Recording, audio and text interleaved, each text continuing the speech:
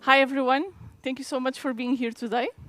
My name is Raquel, and as he said, I'm a senior data scientist at Trustpilot. And today, I want to talk to you about the work we've done to improve the search engine of our consumer platform. First, who is Trustpilot? If you don't know us, Trustpilot is a consumer review brand. It's a place where people can come to write and read reviews. Okay, but why do we exist? The purpose of Trustpilot is to help people and businesses help each other. We have our consumer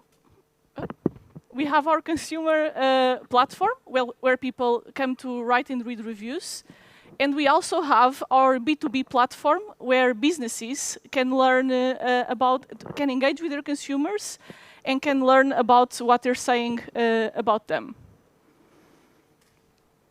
Our vision is to be a universal symbol of trust. Trust is really at the core of everything we do at Trustpilot. One of the major focuses of data science is making sure the content in the platform is based on genuine experiences.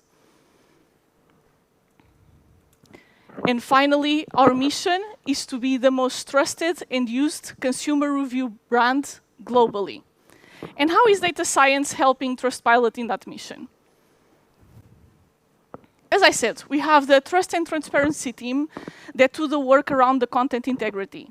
So everything to do with engines for scam, spam, and fabrication. Then we have the product and insights team, which has 3 branches.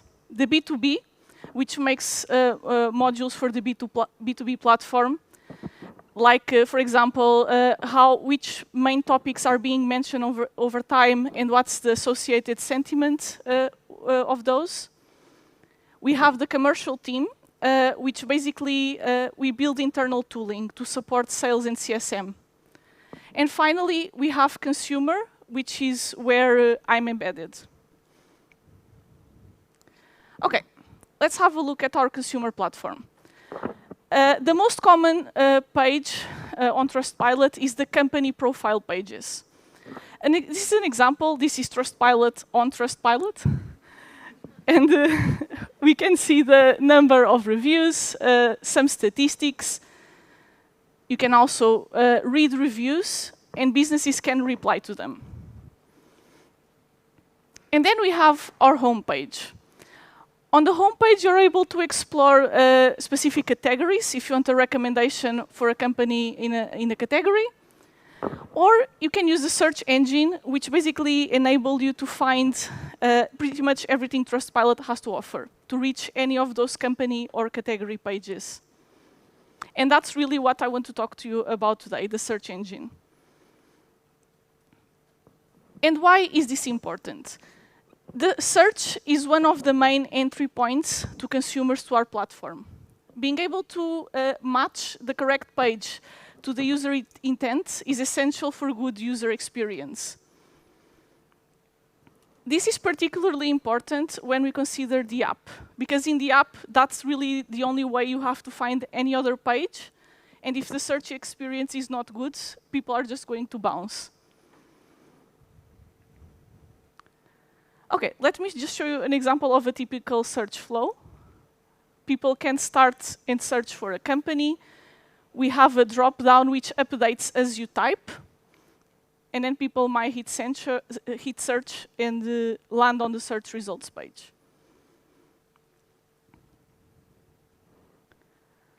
Let's have a look at the search results page. Say you want to search for ASOS, a fashion company.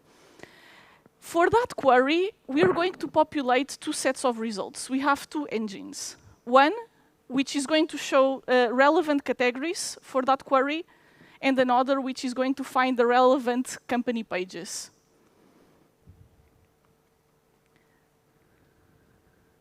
Okay, but if we're going to design this engine, we really need to understand what do we want to enable people to do in our platform. And so we need to start with our consumer needs. So people might want to come and read reviews. And one of the advantages of working on Trustpilot is that we get to find gems like this. as I said, people might want to come to Trustpilot to read reviews or to write. That's one of the major. Those are the major reasons why they come to us, and in which case we want to surface the right company page. Then we might have people at a different stage in their purchasing journey. They might not yet be searching exactly for a company, but they might want recommendations. They might want to explore. In which case, we might want to point them towards our category pages. But recall our UI. No matter what people search for, if it's a name, a URL, a company, or a product, we're always going to populate those two sets of results, which means all of the user needs our engines need to cater for are these, highlighted by the arrows. Okay, what is the challenge in building something like this? First, when you're thinking about an online system, you always think about latency. It doesn't matter how great your model is, how accurate your recommendations are. If it's going to take 2 seconds to give the results to the query, it's terrible user experience. Then we need to think about the tech stack. What is going to be the tech stack we use to support everything we want to do now and everything we might want to do in future product iterations? It needs to support different types of features, text, vectors, numerical.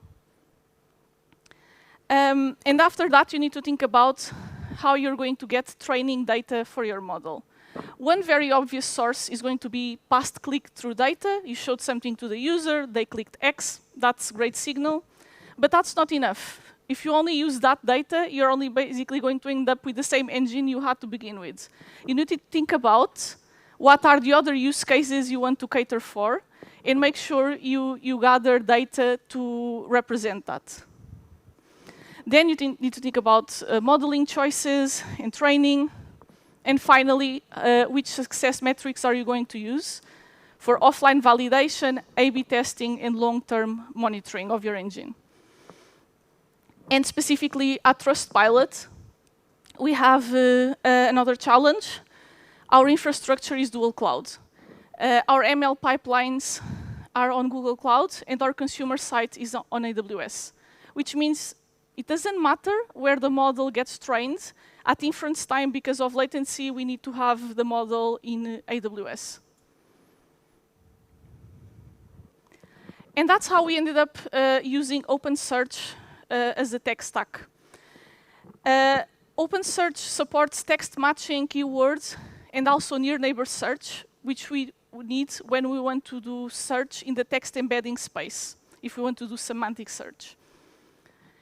It has all different types of libraries to do fast approximate near neighbor search. For example, FICE. FICE is a great package. It was open sourced by Facebook Research, and it has lots of algorithms to do exactly that. As an example that I've put on the schematic, one way you can do this to reduce the search space is by training a model that learns how to store your data, so that at inference time, you start by looking at the centroids of the clusters, getting the most relevant clusters, and only then you search to find the most relevant documents for your query. You can think of OpenSearch simply, an OpenSearch index as a database, which has multiple documents. In our case, for example, the documents can be company names. And inside those documents, you'll have all the features.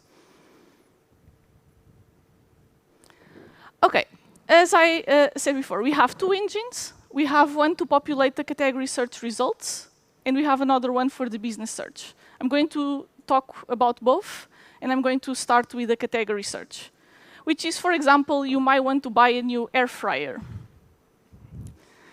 And in that case, let's have a look at our diagram for user needs. It means that people might search for a company name, a URL, or a category or product, and you want to show them relevant category pages. Let's have another look at our UI. Here is our drop-down. On the right, we have our search results page. these are the results we want to populate. Okay, we had two product iterations, a V1 and a V2. I'm going to explain what was our initial approach, what were the limitations of that, and how did we improve that, that architecture. Initially, we just thought, let's just go and get a pre-trained model from the Hugging Face Hub, because this is going to work very well with semantic queries. If you're coming to search for a sofa, it will recommend categories like a furniture shop, home living. It's going to work fine with an out-of-the-box model.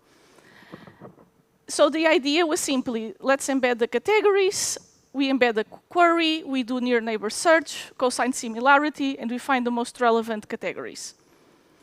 But that had two issues. Issue number one, if you recall our UI, we want to update the results as people are typing. So it's very dynamic, which means that if you're embedding only the first characters of a query, the results are going to be very noisy. That doesn't have any semantic meaning, which means in that case it doesn't work well. The second issue is that a pre-trained model is very unlikely to have been trained with enough data and examples of a business name to be able to know that semantically that's similar to their categories.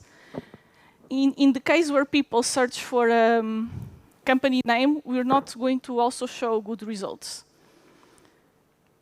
And that's why we changed our architecture a bit and our modeling for V2. Let's go step by step. The first thing we've done was to do hybrid search against the category index. We now not only do semantic search in the text embedding space, we also match on text, which means that when the semantic signal is very weak, we are matching on keywords. And we have very explainable results. As you start typing LE, you'll see electrician, electronics, so the user will understand what they're seeing.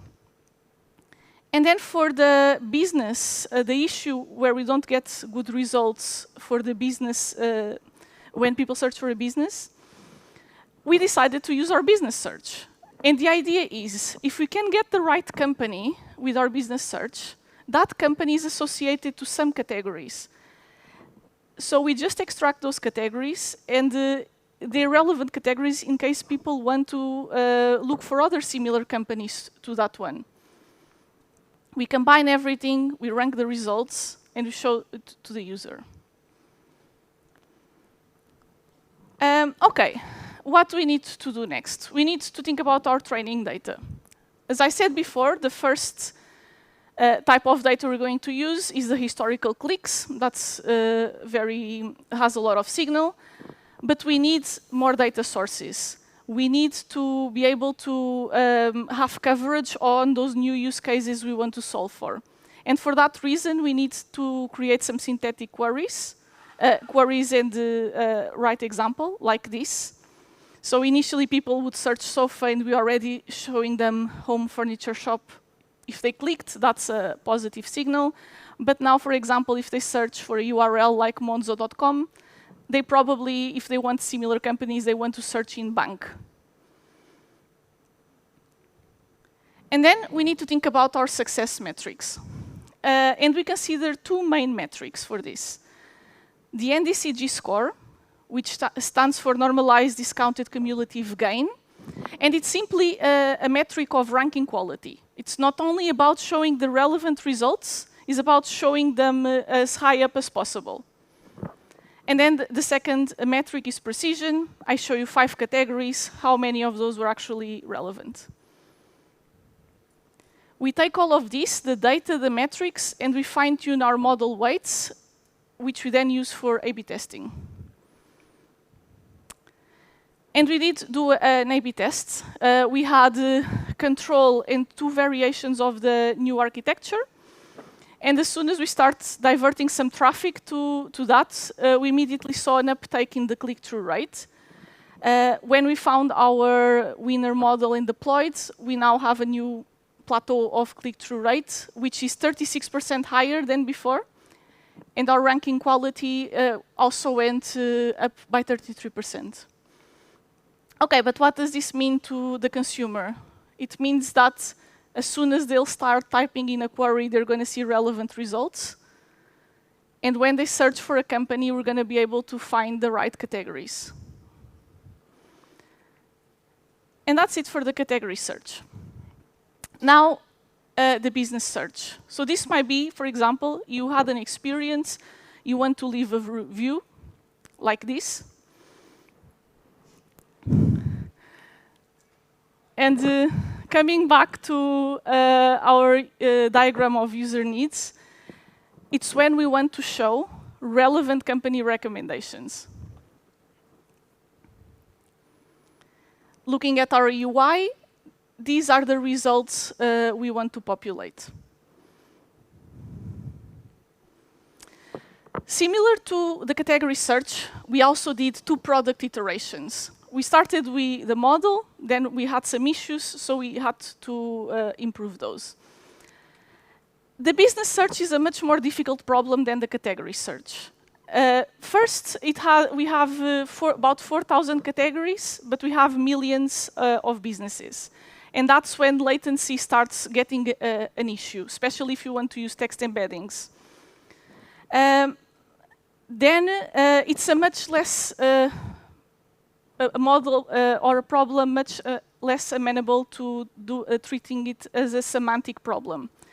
For example, the main reason why people come to Trustpilot is to search for a company name or URL because they want to either read or write a review. And in that case, actually just doing text matching is going to work pretty well. Our idea was then, let's start with a very simple approach. We do text matching to retrieve the relevant documents, we rank them, and we show to people. We're going to be confident that the latency is low, and then we can always improve. But as you're probably already guessing, that has a problem, which is if people do want to search semantically, if they're at that different stage of the purchasing journey where they're still looking for a recommendation, and they're searching for a product or a category. And that led us to the V2. And this is the modified architecture. The idea now is that if a user comes to Trustpilot and they type in a query, we first classify that query to understand what is the intent. Are they looking for a company or URL, or are they looking for a category and product? If they're looking for a company or URL, our text matching model is perfectly good, so we're going to use that.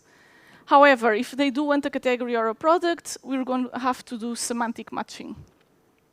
We then combine the results and we show the final ranked to users. Let's go step by step. How did we do this classification step? Again, we went to the Hugging Face hub and we got a pre-trained model that was trained on a similar task to what we want to do. In this case, zero-shot classification. However, unlike in the category problem, this out-of-the-box model was not good enough. We didn't have enough accuracy, so we had to fine-tune it to our specific use case.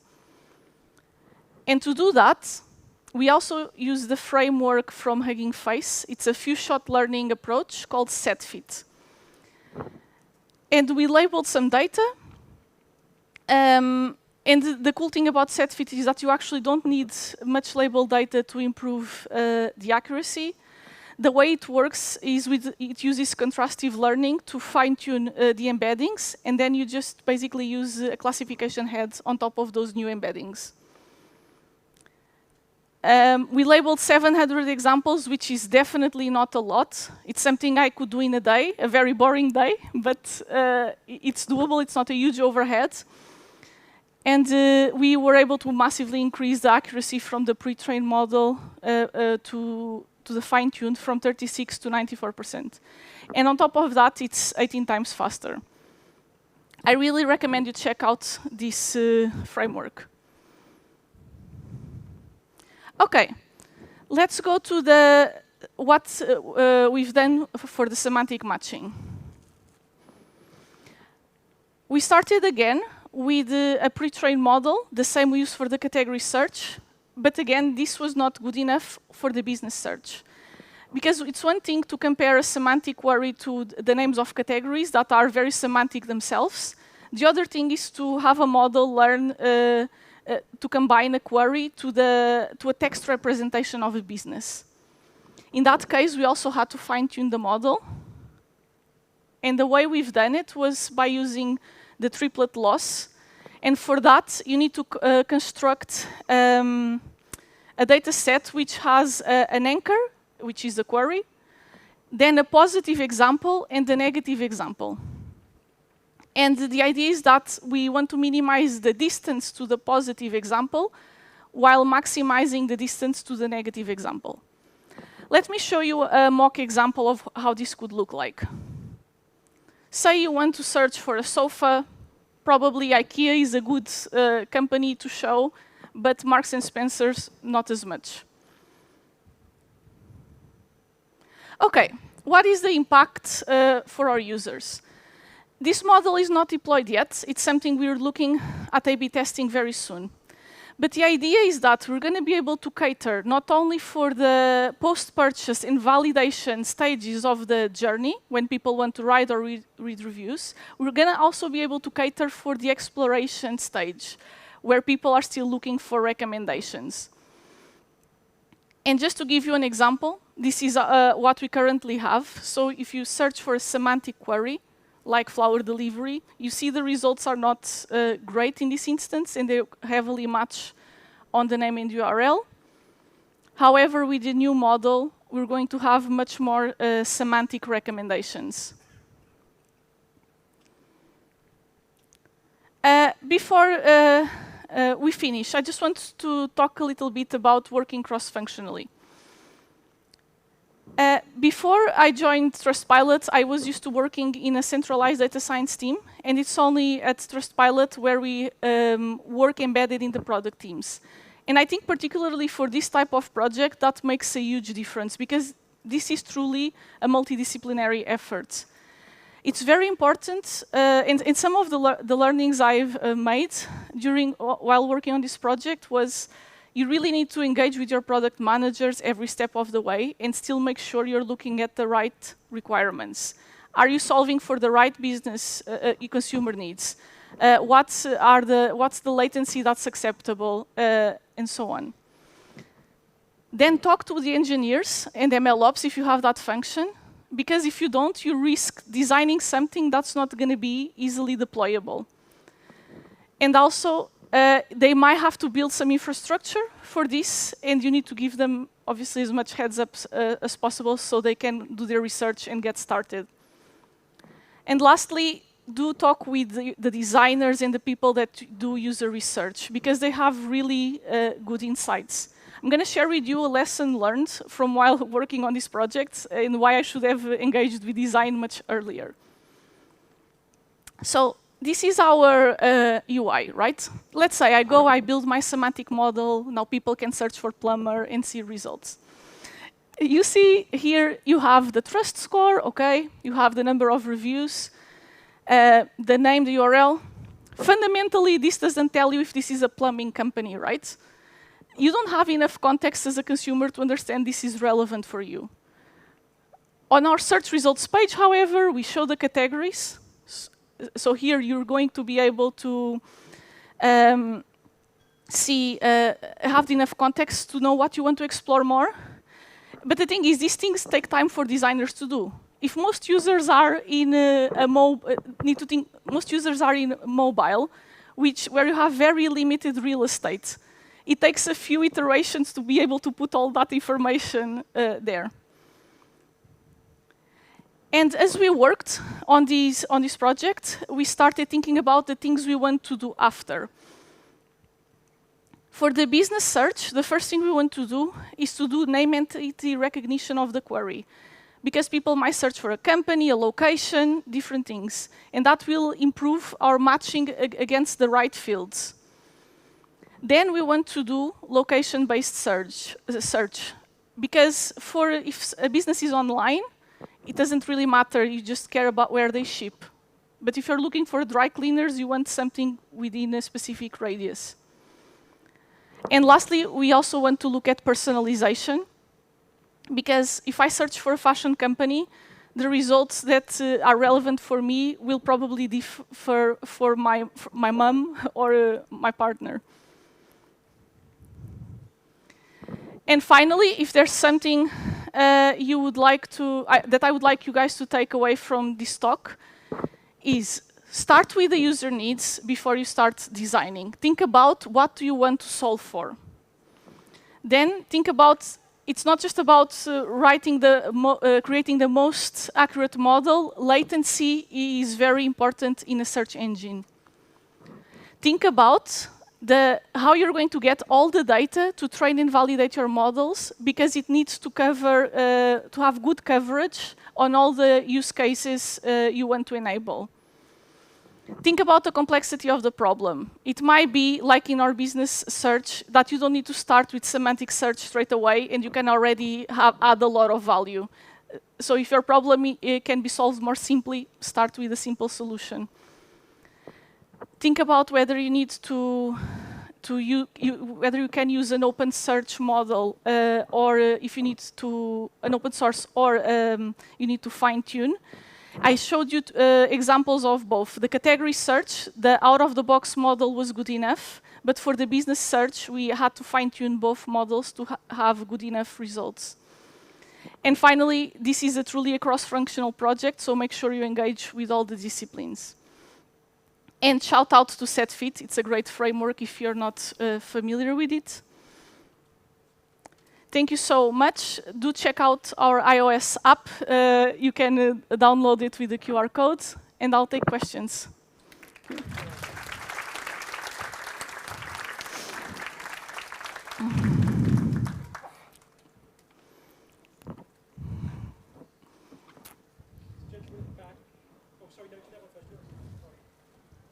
Hi. Thank you so much. Thank you so much for the presentation. And my question is, when people search for a certain category, how do you rank the top business to show among all the possible results? We take into account different features. I said one thing is historical data. Then obviously it's within which category. And I cannot not disclose too much, or else I'm going to get in trouble. But it's things you would have guessed, like, for example, which category is the business in? Like, you're not going to recommend a business that's not in the category people are searching for, or that they don't sell the product people are searching for.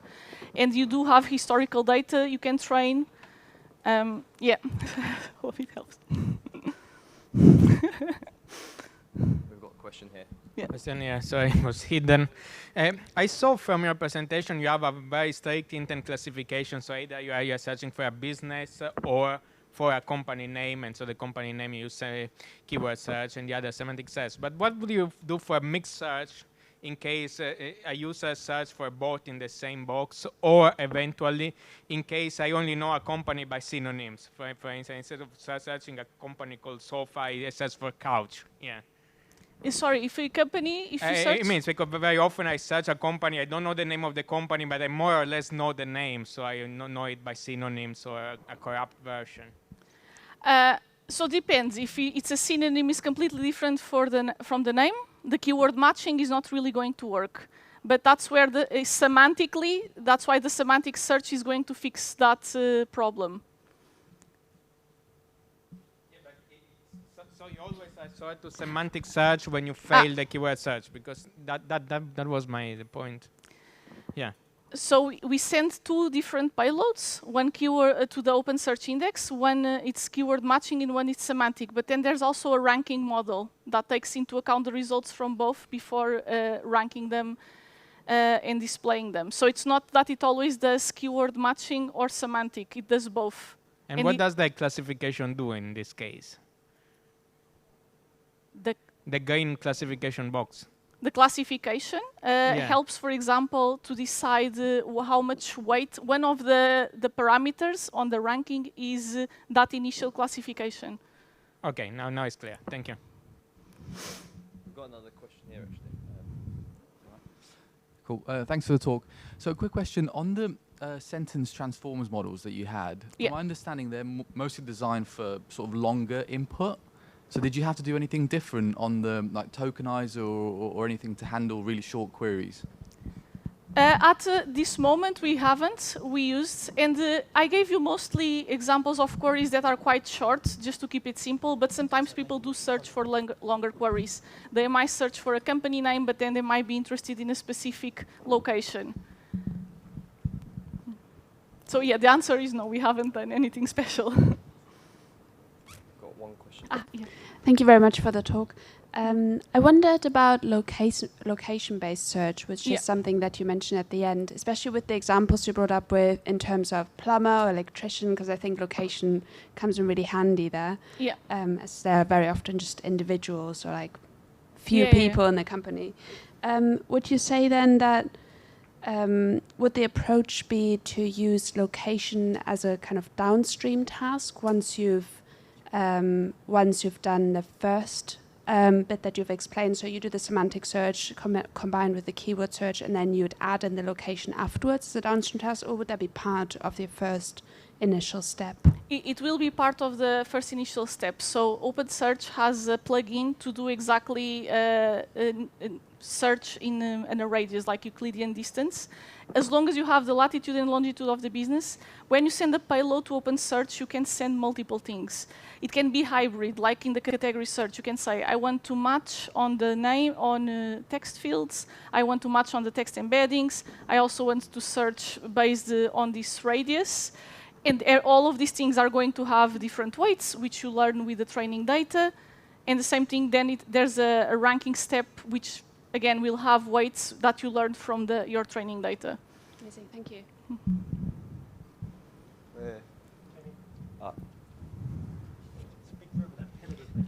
Yeah, thank you. Here we go. Yeah, thanks for the presentation. My name is Keshav. I had a question about how do you account for drift in your training data? So since, for instance, if you have a company come up and maybe the words that people use to search kind of changes over time, how do you account for that in your model? We retrain our model periodically. So that should be solved by that.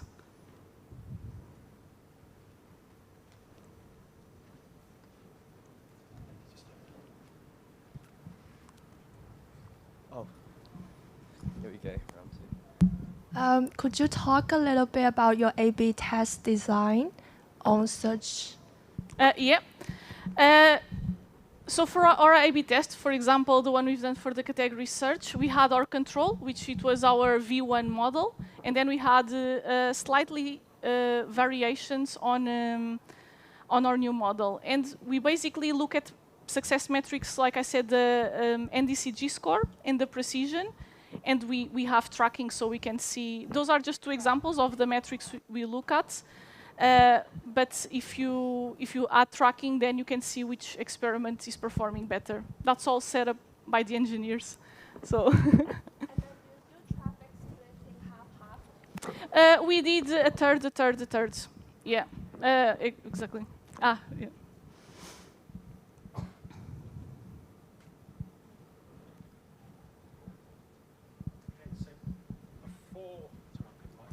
Before we could say thank you to Raquel, just want to give a shout out to Raquel's hype team who is supporting us. I want to hear you when we do the big round of applause, okay? So a round of applause for Raquel, thank you.